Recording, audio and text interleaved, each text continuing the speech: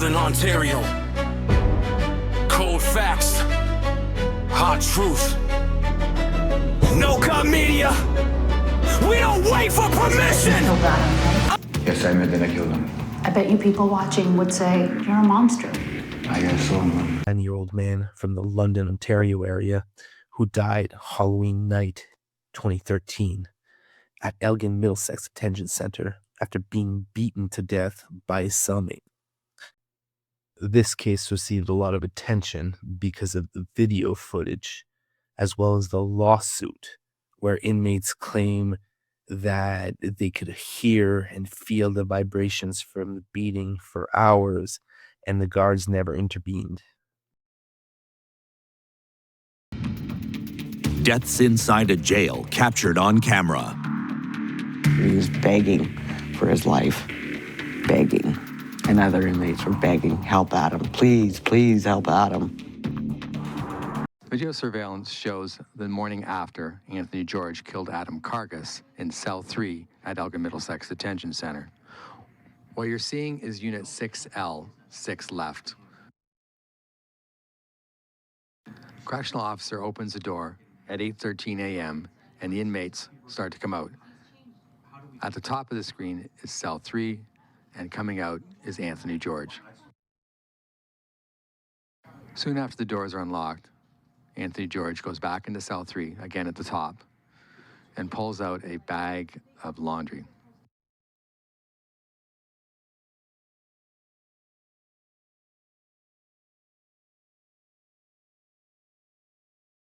As the other inmates who heard, and in some cases saw the beating the night before, continue to clean up the common area, Anthony George appears to be looking for someone to help.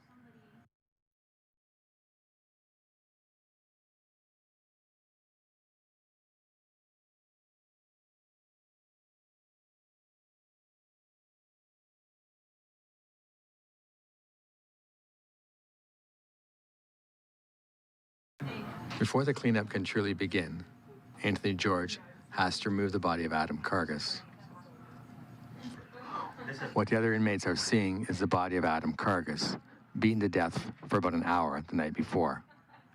The London Free Press is not going to show the body being dragged to the shower. Anthony George takes that body of Adam Kargus, wrapped tightly in sheets, and drags it to the left of the screen into the shower area, leaving a trail of blood. Inmates can be seen outside Cell 3 using rags and solvents to clean up the blood-stained trail.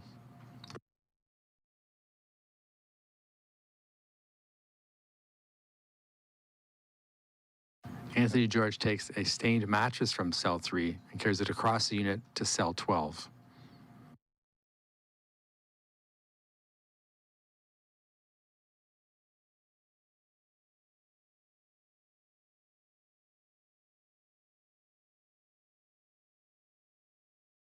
Shortly after taking the mattress to the empty cell, George takes 5 shoes out of his cell and throws them in the garbage.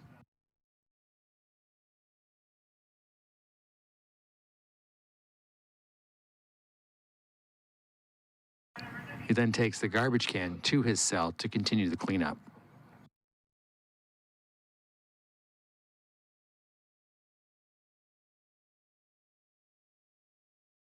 The cleanup took about 10 minutes to do, while correctional officers were off the range. After one returns, Anthony George gets a mop and starts casually cleaning the area in front of his cell.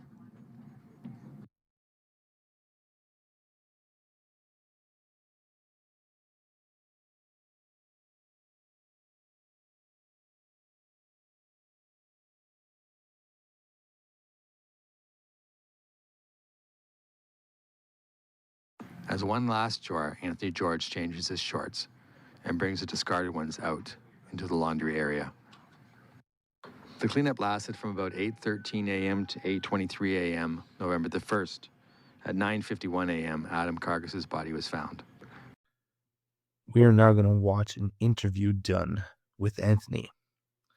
Pay close attention to how he justifies the event and why he claims he pled guilty and believes that a trial wouldn't have been fair. I want people to That's when I come face to face with Adam's killer, who has been locked up in segregation. I hear you have a temper. A little bit. You could say that. I don't know where my anger comes from, right? Could have been the lifestyle I was raised up in. But What happens when someone makes you angry? if someone comes at me, I'm gonna probably smoke them. Bang them all. Right? So I wanted to talk to you about Adam's death and what happened that day. I don't really recall the incident that much. Like I drank a lot of alcohol and there was other substances involved, and I don't recall exactly what happened, right? You do admit that you killed Adam, right?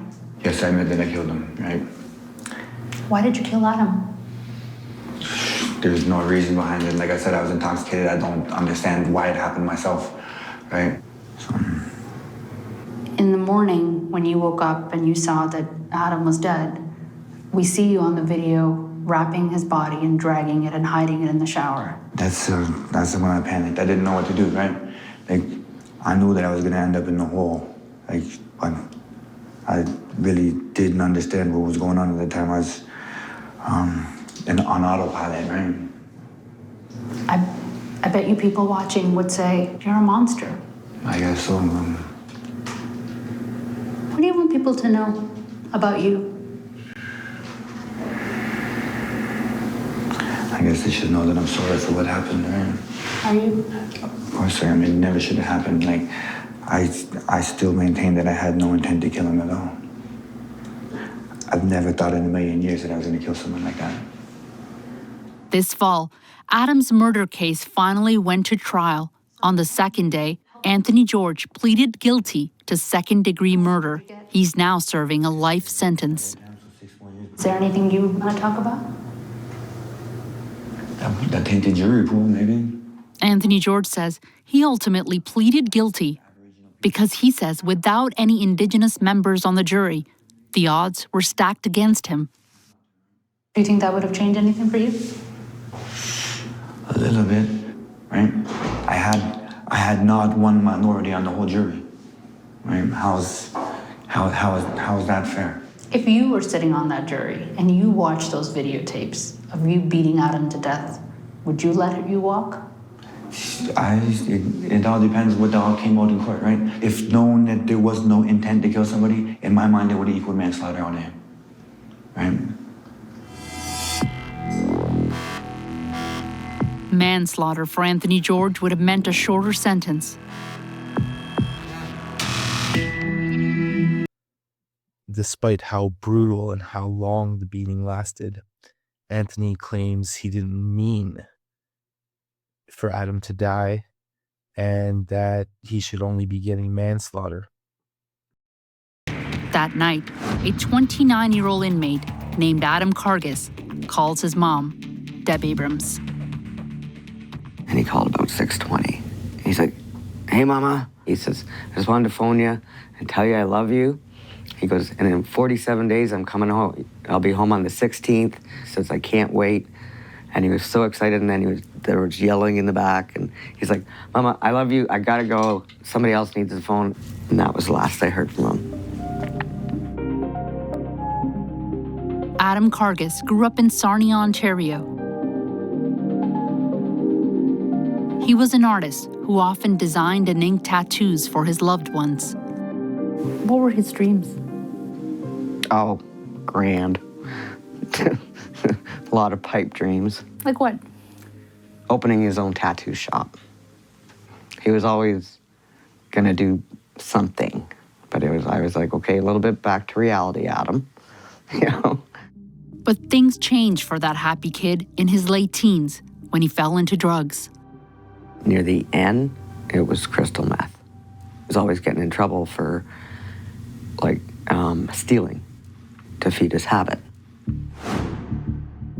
Drugs lead to multiple run-ins with the law. In 2013, Adam Kargus is arrested again. He ends up at EMDC to serve out his sentence for stealing cell phones from Future Shop to support his addiction. His cellmate is the EMDC regular, Anthony George, who would brag about his propensity for violence on Facebook. A violent offender on his 22nd stint at EMDC, locked up with a petty thief. Anyone could see the mismatch. He was arrested for stealing cell phones. He had 47 days left in his sentence, but his cellmate had other plans. We also see incidents that were occurring between these two in the days leading up to the final incident, which raises more questions. Why were these guys not separated? Why were they not paying closer attention to them? And why did they not respond when all the cellmates were trying to alert them? 6L inside EMDC, where Adam Kargus and Anthony George were held. The Fifth Estate team fought a legal battle to obtain them. A word of warning: some of the images are graphic. They show the state of violence inside this Canadian jail that's often hidden from the public. October 2013, the videos show evidence of trouble brewing. On several occasions, Anthony George overpowers his cellmate, Adam Kargus, by putting him in a chokehold.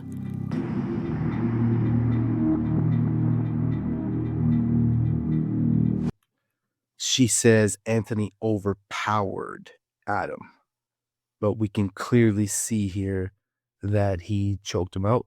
Adam has lost consciousness. And once again, we don't understand why there was no intervention separating these guys or putting Anthony in segregation earlier.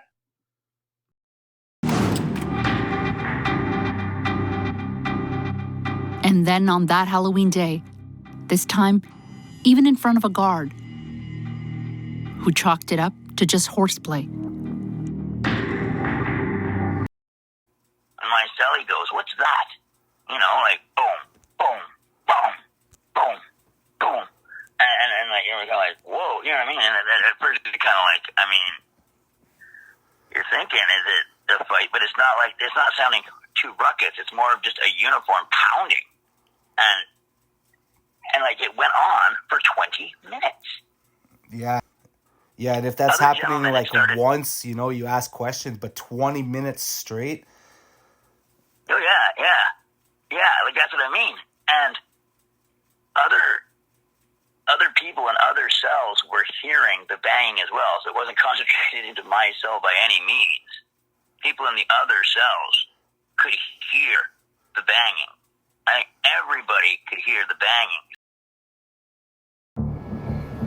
A guard who worked at EMDC for 2 decades agrees to talk to us, when I was working there, but asks for anonymity. doing it. What I find sort of strange to wrap my head around is, why is there a violent offender being put with somebody like Adam who doesn't have a violent past? How does that happen? At one time, there was a classification system within the institution, and that's gone out the windows just because you're just looking for a bed. You know, in a perfect world, if you had somebody that came in that was charged with something that was relatively minor, they wouldn't be in the range with somebody that, you know, had the propensity for violence that other offender did. Making the jailhouse brew was one of Anthony George's specialties. But everyone was drinking that night, a number of us. Former inmate Kyle Deschamps was in the cell near Anthony George and had been drinking with him. I was pretty drunk. He was pretty drunk. They're not even doing rounds, so they're not doing searches. They're not doing anything. They're not even there. At 7:56 p.m., with the cameras rolling and no guards in sight, a night of terror inside EMDC begins. It's hard to make out, but cameras catch Anthony George striking and choking Adam repeatedly. It sounded like a fight. It sounded like there was a a fight and someone was losing terribly. That's what's knowing. They were screaming for the cops. Like, there was a couple guys straight up just screaming, help, key up. And Kargus was screaming for his life. Like, he was afraid, man. It's unbelievable that nobody came to see. It's absolutely beyond me. 8:40 p.m. Violence continues. It's been an hour and 10 minutes since the last round by a guard. They're supposed to do a round every 30 minutes. Records would later show that for 32 minutes, instead of supervising the inmates, one of the guards on duty was on the phone making a personal call. Everybody heard him. Inmate on the level below said to the guard, somebody's getting beat, somebody's getting murdered up there. And they ignored him. That's what bothers me the most, is that he was begging for his life. Begging. And other inmates were begging, help Adam, please, please help Adam. 10:02 p.m. You can barely see it, but Anthony motions his right hand across his throat. With just 45 days left till his release, the tattoo artist from Sarnia doing time for stealing cell phones from Future Shop is dead. No guards came to save him. Were you angry? Were you confused? What are you feeling? Pain. Just pain. Pain for him that he had to endure that. I would have taken that. I would have taken that. Don't do that to my son. The rest of the night, when the guards finally do their rounds, they still don't notice Adam's bloodied body in his cell. Next day, 8:13 a.m., guards come in, unlock the cells. Like any other day, still, Adam's body isn't found. Former inmate Kyle Deschamps recalls his conversation with Anthony George that morning. He said, I think this guy might be dead. I said, let me see. And he was, I don't know, face up. No, it didn't look like he was moving. I'm like, I said, go, get the man, get the cops. Quick, we'll get the cops. And here we can see Anthony George wrapping the body in a sheet and then dragging it off to the showers. There's no way he doesn't know that the cameras are seeing all of this. Then he's going to go back with his mop and mop this pile of blood from his room, as well as the streak that was made going to the shower. All in plain view of the cameras and without the guards noticing anything. This former EMDC guard says the fact that they weren't watching the cameras is just a reality of a broken system. Security cameras aren't always, there's not somebody sitting glued in front of a monitor all the time. So they, may not necessarily be sitting watching the monitor. And there's a lot of things that are in theory should occur, but it's pretty tough to do. 9:51 a.m. Adam's body is finally discovered by the guards. And he was beaten beyond recognition. They didn't know who it was. I probably would not have believed it was my son, except that this hand had a red skull, side view, and then I knew it was him. How are you holding up? I have nightmares about what my son went through. I wake up in a sweat. Terrified for him. There's some clear neglect from the guards here, if not something more. And before we get into the lawsuit that was brought against the prison and the guards in question, we will take a look at a quick interview that was done with Adam's brother. Brother was too good of a person to be thrown in to such an inhumane world where he had no chance to protect himself. He was relying on pretty much the guards, and they failed him. And just the thought of the way he died is gonna haunt me for the rest of my life. And I'm gonna miss my brother for the rest of my life. This shouldn't happen. It shouldn't happen to anyone's family, no matter who you are, whether you're a criminal or what. It doesn't matter. You don't deserve to die because of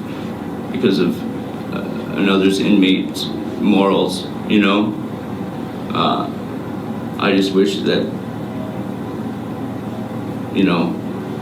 London and Ontario and the guards at EMDC had morals and would make a change so this doesn't happen again. I love my brother, and I always will. Now let's take a look at the disciplinary actions and charges that were laid. Let us know in the comments if you think that these results were appropriate. First, we have the disciplinary actions. There's a total of 6 staff that were terminated, 5 correctional officers and 1 operations manager. These were all connected to Adam's death, and they stem from inadequate monitoring, response, and supervision, despite the surveillance footage showing hours of the incident. The union called these unfair. We don't have many details of how these ended, but it's possible that some terminations were overturned. And the note here tells us that these were administrative actions from the Ministry of Community Safety and Correctional Services, which is now the Solicitor General. Now for the criminal charges. There were 3 individuals initially charged with failing to provide the necessities of life in March of 2014. However, we can only find the court information for 2 of them. What we're seeing for the 3rd appears to show that they withdrew the charges and never actually went to a trial.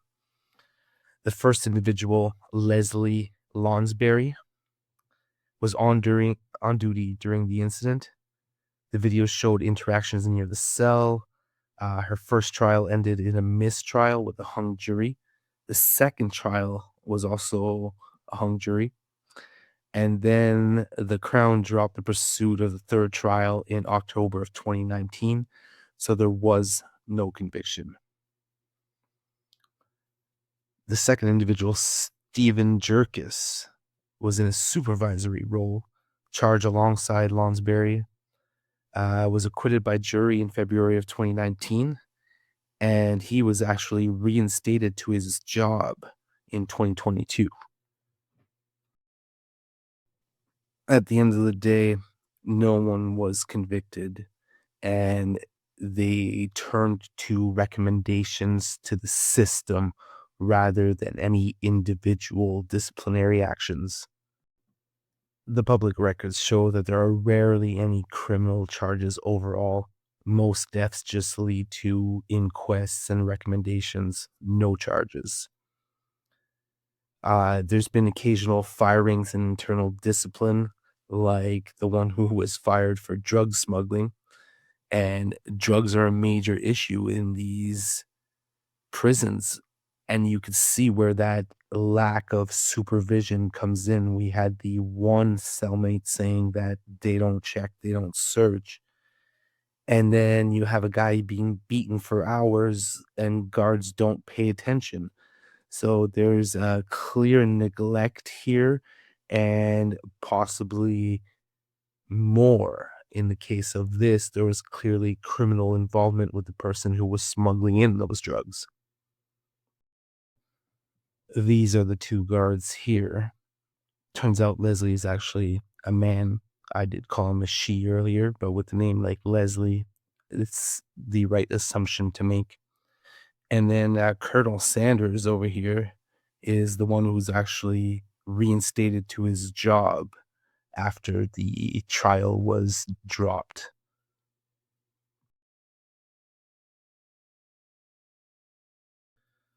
But let us know in the comments what you think of the results of these cases. Should these guards have been convicted? Should some of the other guards been charged? You can also let us know if there's other prisons or other deaths that we should look into. You were in there, you were saying, while he was there, how close were you? Oh, okay, yeah. I was on the range, like right above. Like Anthony George and Adam were in a cell below mine. So you're right above them, and I was from right I saw. above them. I was right above them, and the guard, one time a guard came in and the day after, and we were talking about it, and he was like, because like it's a different guard from the evening like before or whatever, but he was like, you would have heard it the most because you're right above his cell. That's what I was gonna say. It's like basically the people above and below would have heard like the vibration and the chaos and all of that. Yeah. I don't see how the guards wouldn't have heard it. Oh no, they did. They did hear it? Like that. Okay, that is the thing that I never felt God said. Like because the first time the banging started, and like I said, like Rob Ford came on because he was the mayor of London at that time, and he'd come on and do a little introduction to War of the Worlds because it was Halloween night. So they were doing a special presentation of War of the Worlds. He came on going, oh, yeah, this is real or not real? Like, what am I supposed to do? Say it's real or not real? What are we doing here? Anyway, and so it was like, and that started at like 10 o'clock. So I remember it was like 10:45. Goes, what's that? You know, like boom, boom, boom, boom, boom. And like, you know, kind of like, whoa, you know what I mean? And at first it's kind of like, I mean, you're thinking, is it the fight? But it's not like, it's not sounding two ruckus. It's more of just a uniform pounding. And like, it went on for 20 minutes. Yeah, so like and if it's happening. The guards happening. in at 10 because other guys, pardon? Yeah, and if that's Other happening like once, you know, you ask questions, but 20 minutes straight. Oh yeah, like that's what I mean. And other people in other cells were hearing the banging as well, so it wasn't concentrated into my cell by any means. People in the other cells could hear the banging. I think everybody could hear the banging. So about 10 minutes in, okay, everybody was banging on the doors, right? Like you know, get a guard in here. You know what I mean? Like what's going on, right? Like what's going on? And 15 minutes, like you know, a guard came in, and it stood there. What's going on? You know? And we're like, can't you hear that? And the guy honestly just kind of like shrug his shoulders, you know? Like what? And no. That was it, man. Okay, you know, like that was it, you know? It's almost like they can hear it, but they're ignoring it. There's a cage at the top in 6th left. Like he was on 5, like the way underneath us, and we were on 6 left. And there's a cage that they walk in, like a cage they walk in before they walk onto the range. And he just like came to the cage, and then like just opened it and came a few feet, like, you know, walked around the range, like, you know, what's going on? And like, well, can you hear that? And I'm gonna stand there, pretend as if, you know, listening kind of or whatever, you know. And then I'm not sure, you know what I mean? Or like, don't know what that is, you know? Yeah, like it is, but don't know, like, you know, what it is. Either way, you know, like. So I think it's in his own mind thinking, like, you know, I'll get a call, or like, why would he get a call on something that's on the other floor? You know what I mean? They've got it. They're down there. I imagine that's what he's even thinking. Like, I think he knew what was going on, obviously. But I mean, in the report or whatever, I think he just would have thought to himself, I'll be able to say there was some banging, but it wasn't on my floor. It was on the floor below. And the guards are down there dealing with that, you know? So, you know, I didn't receive any thing on the radio, so no, I wasn't worried about it. But I think that's what he would, that's what his excuse was going to be. I imagine just, I didn't get a radio from below saying a baby needed help downstairs or anything. But the thing was, we were all banging. He was banging for 10 minutes. He was there, and he was standing like, how long was he in for? I mean, he probably was on the range for about, like 2 minutes. Like he coming in the thing, 30 seconds, hey, what's going on? Then when he walked onto the range, and was actually standing on the range, and then we'd stop banging because we were banging to get their attention. So when he was standing there talking, nobody's banging. You know what I mean? Because we want him to be able to hear. So yeah, so we listened for a little bit, heard a little bit of, some banging, except just shrugged his shoulders and said, I don't know, it could be anything or whatever. I really just dismissed it, like I'm not, I think that's what he's thinking. I'm not hearing anything. I'm not getting radio. But at the same time, I think he knew what was going on and was keeping his mouth shut. So casual about it too, and he just, and the thing is, we're pretty sure we know what's going on as well. I think somebody's, getting stomped, man. But you don't know 100%, right? You just know, okay, pretty sure, 99.9 that somebody is getting stomped. Actually, the thing is, then when it started up again,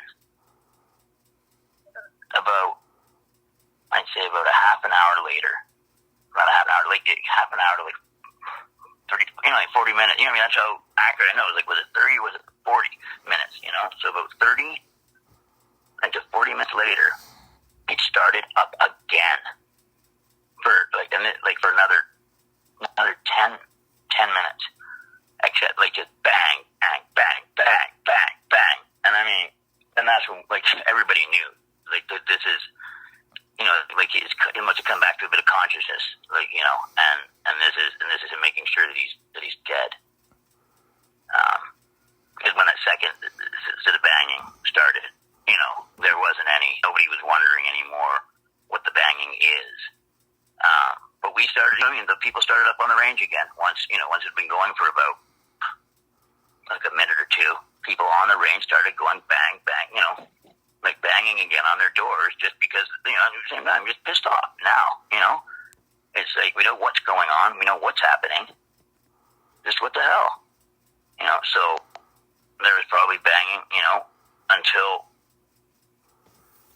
it ended, People were banging on the doors. You get two guys from over there to just bang profusely for about 2 minutes, and then stopping, because you just want to bang on the doors incessantly or whatever. Other people, want to be able to hear it's still going on or whatever and stuff like that. So but yeah, there was, and the thing is, you could hear the people were banging on the range below, other than just the bang. So if you're wait 1 second, on that range, they're making a ruckus too. That's the thing, man. The ruckus on the range below, it must have been deafening. Because you tell it stuff. I can't comprehend. I can't comprehend how the guards didn't, and that's why I think that there was complicit. To what degree, I see what you're saying. Because there's no doubt that they heard it. They even acknowledged it. And I understand what you're saying, too, where, maybe he's thinking, it's not my floor. But did that guard at any point, radio down and just be like, hey, yo, everything good down there? Exactly. And without that, and the thing is, somebody could say, "Oh no, actually, we did do that, or we did do that." You know what I mean? But when your ends are going for a specific, the means to your end of why didn't you or why did you? If one of them, hey, how are things going on down there? And it's oh, no problem. There's a little bit of banging, but don't really see anything going on, no damage or anything like that. You know what I mean? It's with nothing I can tell, just a bit of banging, I guess. And the thing is, I imagine the one guy could say, because since other people did start banging, after the other banging had been going on long enough, everybody, knew what was going on. I'm sure they could, some of the inmates started banging. It actually blame the inmates that were making the banging to get their attention as what the primary an overall banging was, but that wouldn't have made any sense, like being scrutinized in court. I wouldn't think, like when they asked him, it's like no, the reason why they would have been, but that's the thing, I'm not sure of the actual testimony. I know the guards were charged, but I think they were just charged with, you weren't doing your jobs properly, they weren't doing proper rounds or whatever, even though like they weren't doing rounds. Yeah, I have the results of the court cases and then they would do one in the morning. Like, they would do one in, like they wouldn't go on the range, and they're supposed to be doing those, whether it's every 15, 20, or half an hour, I don't know. But they weren't doing them, especially when they're short, like on the weekends. They're like, no, they would just do it at 10. You know what I mean? Like the last run they'd walk around, they'd do one, like around 10. So they would do like one per day? No, like okay, on the weekend, like when it got, like it was like, okay, like, we're short, it's the weekend, it's Halloween or whatever. All right, they were doing in the evenings, they would do a round at 10. And they didn't, and like in that evening specifically, like some of the other evenings, maybe somebody would come around at like 3, you know what I mean? And then at 6 in the morning, or like at the last one before everybody gets up or whatever, But on that night, like they did a round at 10. And that's the last time a guard came into, like I was going to say, there's cages to get onto the range. And they did the round at 10. And the next time a guard, other than, like for when we called him on and he came on for that like 2 minutes onto the range, when he was speaking with us, the guard didn't come on to do and I know those are regular rounds they're supposed to be doing. And they did not do rounds until like 6, like whatever it is, 6:20 or whatever, 6:10 in the morning when they do the first, go around or whatever. And that's the next time that the guard stepped on the range. How many guards are on a floor? Mm-hmm. How many guards on the floor?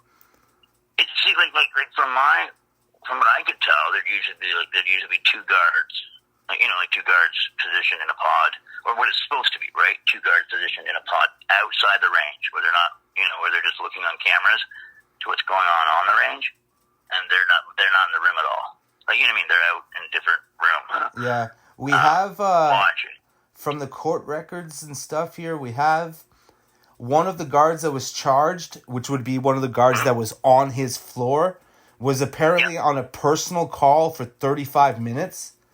But that's only one guard, right? There should have been another guard on that floor. Yeah. And then for the guards' charges, it looks like 5 people lost their jobs, but a bunch of them got their jobs back once the union got involved. 3 people got charged at first, but they only pursued 2. So one of them, either they withdrew him or the guy took a plea deal, something happened to it. Then the other 2, ended up, there was like a mistrial thing. So basically all technical difficulties on 2 trials, and they gave up after that. They didn't go for the 3rd trial. And then the one I called Colonel Sanders. Do you know who that is? Which one? Colonel Sanders. Wait, what's his real name? No, I know like the warden. I know the warden at the time. Like I know the guy that was in charge at the time.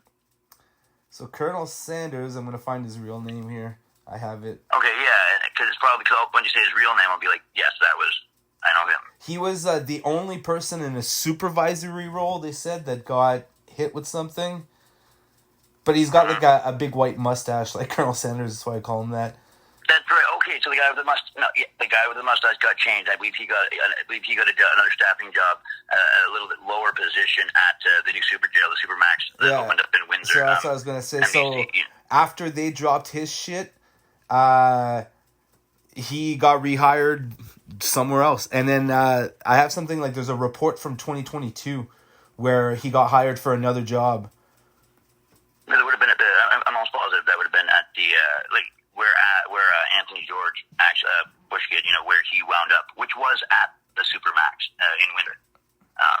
So that's where Anthony George is now?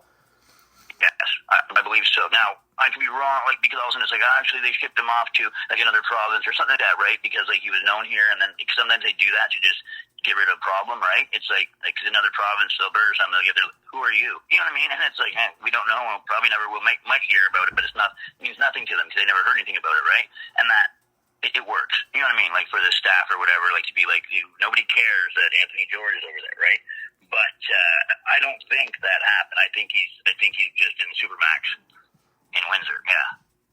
He's definitely in a Like, supermax you're totally wrong, because he would have gone to the penitentiary by then. He would have gone to the penitentiary like a while ago, unless they're holding him in the supermax because they have a better facility for that there. I'm not. It wouldn't. I would have thought he would have had to go to the penitentiary though.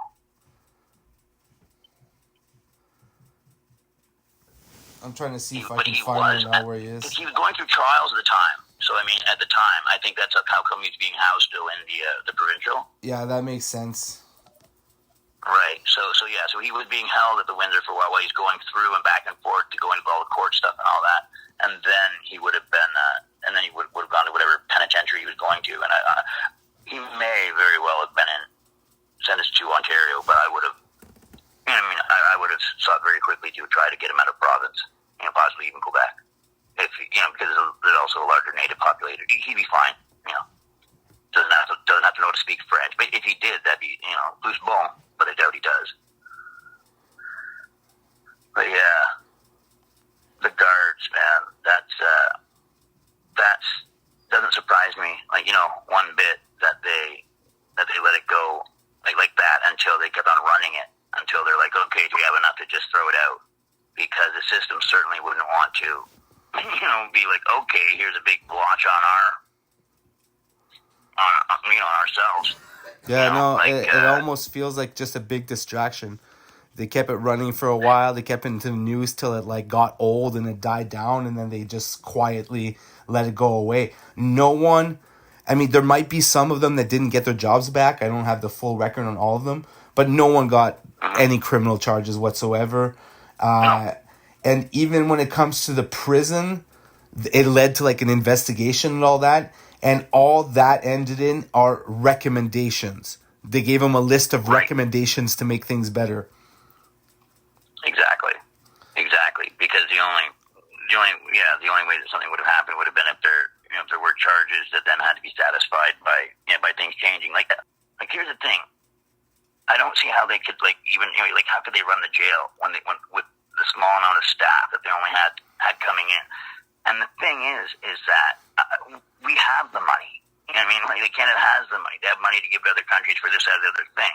Not to get political on something else, but Canada's saying that they don't have the money to hire Ontario to not hire the men that it takes to properly run that facility.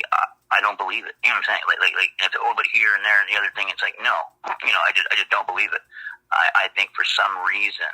They are deliberately, and the thing is, it might be oh no, but it's political and this person, but it's games. You know what I mean? It has nothing to do with the people, the men, the care that they're receiving. It would have everything to do with some political, game, power struggle between some other, people that have some kind of a beef and the last thing that anybody's concerned with is these men and women and their well-being, and I think everybody understands that, like anybody involved in it, anybody that's looked at it. And I don't understand why I partially understand why it's being done. If somebody said, would you think it was being done deliberately?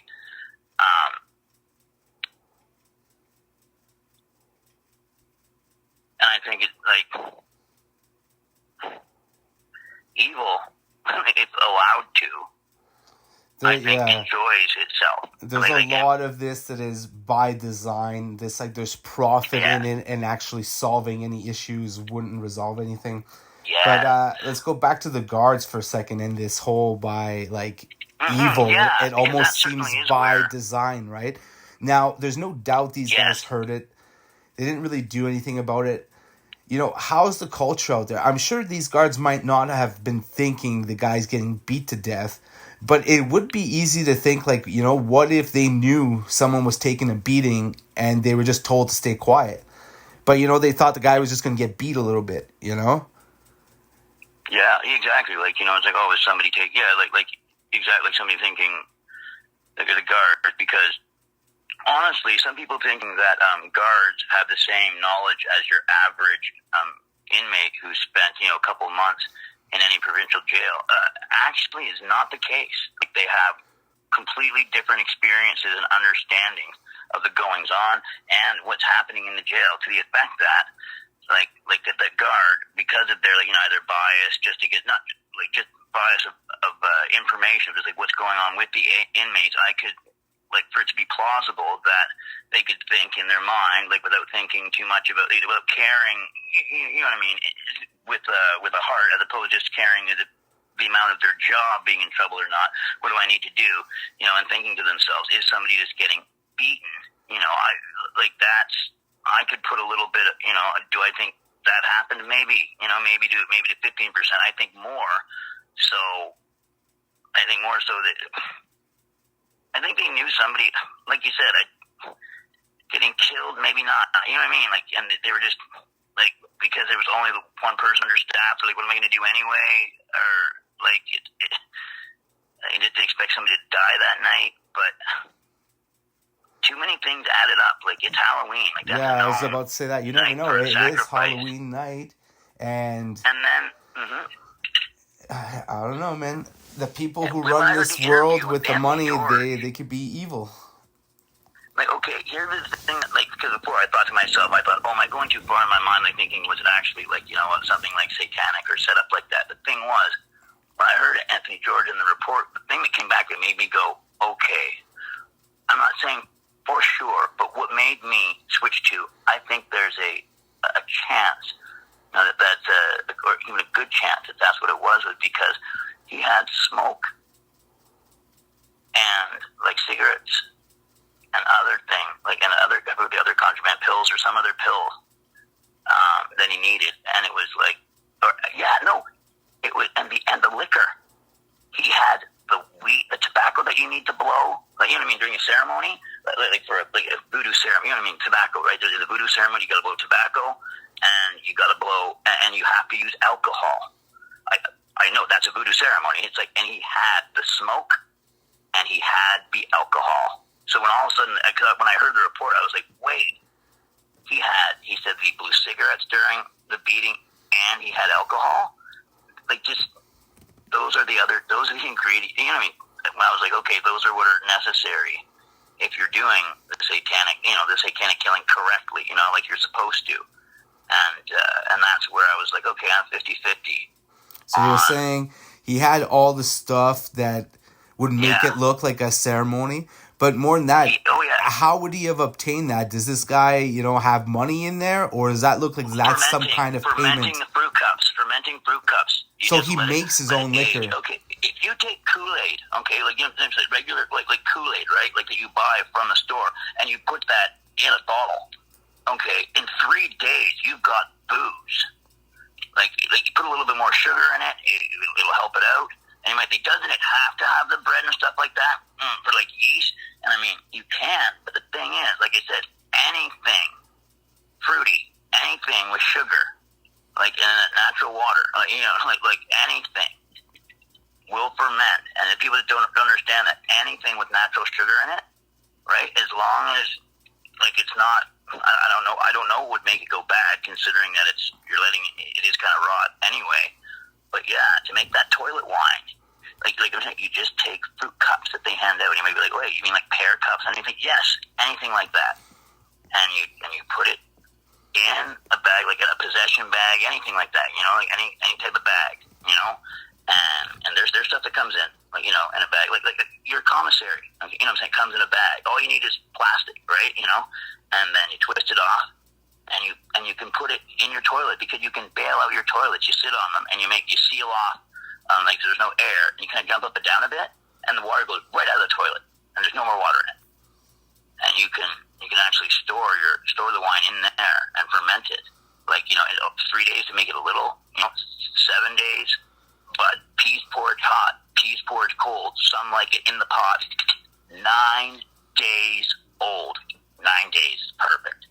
And yeah, you will have booze, and we're talking about 4% booze, like as if you had a light beer, and everybody can make that in jail. So he had that, and he had cigarette. Now, I mean, that's not that hard to get, but I mean, it is regular contraband. But I mean, marijuana was quite plentiful, you know what I mean, on the ranges. So I don't think it would be as hard, like, you know, to have tobacco. But the point was, he had both. The alcohol surprised me, because I had not seen anybody, but obviously people were. So I want people to try to make a match, but they didn't actually you know. So I didn't see too many people doing meth, but either way, he got the alcohol that evening, and he had the tobacco to blow. And I was like, okay, like I think that it was planned. And whether I don't necessarily think it was planned with the guards, I just think that spiritually they were like, they would have been like, we're not going to stop. The guard would have been like, I'm not going to stop it, even if it is somebody dying or whatever. Maybe like because it is Halloween, it is day for a sacrifice. You know what I mean? Like, and I think maybe they just would have just like I said before, just because evil is evil. I think they would have just been not good people. They would have kind of like known what's going on and just not done the right thing, knowing that we can probably get away with this. And they still had their butts to the fire right up until they didn't know what was going on with the second one, unless they were told, hey, we're just going to stretch this out for a while until, we get you guys both off, and we'll just, have it with a hung decision because there's too many details and this, that, and the other thing, and you're just trying to do your jobs or whatever. But yeah, man, there's like banging, like loud banging, where and like we said, we didn't say, oh, we just hear banging. We said it sounds like somebody below is getting, is getting killed. They're getting killed. They're getting stopped. I don't think we were on the big stop thing yet. We were just like the banging. Somebody's getting killed. Like right below. But and just the fact that nobody checked or there's no way. There's no way that it's just, whatever testimony they gave, of, oh, we didn't do this or we didn't, like the guy, the guy on the second floor being, the guy on our floor just staying there and, not even radioing down, or like it said, if they did radio down, he was, oh, not a problem. You said the one guy said that he was taking a call. There's no way, man. That's the other thing, too, right? Because it's like, oh, so you were taking, was it 2 calls? Maybe you can be like, I was on the phone for a half an hour. It's like, well, the beating took place over an hour and 15 minutes with a break in the middle. Because the actual time where there was banging was about 25 minutes. Their thing was 15 minutes, and then that started at 10:45, like I was saying, ended at 5 minutes left more until 11 o'clock, and then at 11:15 it took up again for another 10. So that's... Well, dude, these stories need to get out there, man. And, there's been a few comments. Oh, yeah. Most people are happy that we're doing it, but there's been a few comments being like, this was over 10 years ago. Why don't you cover new stuff? Well, who cares how long ago it was? Okay, number one. Yeah. We want to remember these things. And number two, you know what? I have information on this case from 2022. So it's it takes 10 years before we get all the final results and everything. So to do a complete story on something, you can't do it when it's just happening because no one's been to court yet. You know what I mean? There's no court cases going on. It takes years and years. How long did it take for you guys to get the winning settlement or whatever when they said that you guys were right? Okay, that's the thing. I have never gotten the letter yet. Just in the letter it said it might not be that much money because there's so many thousands of people would have been in the jail because it was it's basically a class action lawsuit, so they split it between all the prisoners that were there during that time. So they said it's more that it's so the case went to court and the judge and they found, and that was one. They're this is found the inmates of the facility did not receive the necessities of life. And it was from 2014 to 2015, a specific month or something like that. But I can't remember exactly. I've got the letter in here. But regardless, it was about for a period of a year, the women and the men. And I have a friend that was also. Was that basically all overcrowding and stuff like that? Oh, no, that's not enough staff. To support the inmates. And that's something that we see is still going on right now. So they got sued over it friggin' 15 years ago, 12 years ago, whatever, and it's still going on. Right, and that's what was causing the problems. And I think how come they weren't receiving the necessities of life? And it's because they did not have the staff to provide it. Yeah, for sure. If you have both going on, you combine overcrowding with understaff. It's a recipe for disaster, and their funding is likely done by head. I'm not sure. I'm going to look into that. But like the more prisoners in there, the more funding they get, Right. likely is how it works. I would think so. Interesting. Thanks for watching. Don't forget to like, share, and subscribe. If you have a story or event you would like to see featured on this channel, just send us an email at nocaudits@gmail.com.